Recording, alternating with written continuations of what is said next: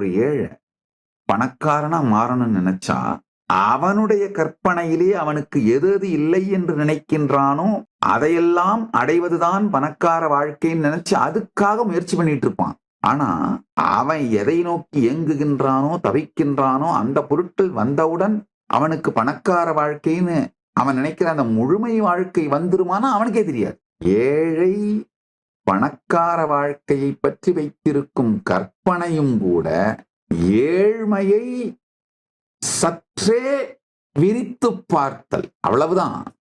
இது இல்லையா, அப்ப அது இருக்கணும்.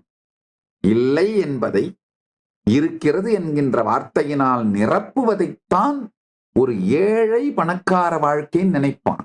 ஆனா நிஜமான பணக்கார வாழ்க்கை, முழுமை வாழ்க்கை எதுன்னு அவனுக்கே தெரியாது.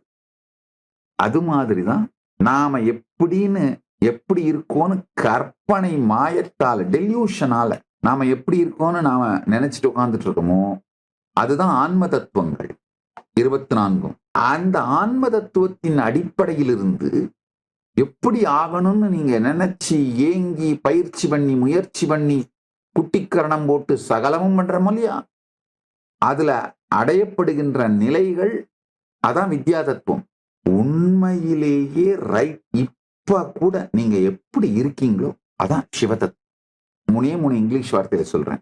who you think you are right now, ஆன்ம தத்துவம். who you really want to become, all your amazing fantasy, imagination, extension of your ultimate and your efforts, everything all put together is vidya tattvam. Right now who you are is shiva tattvam.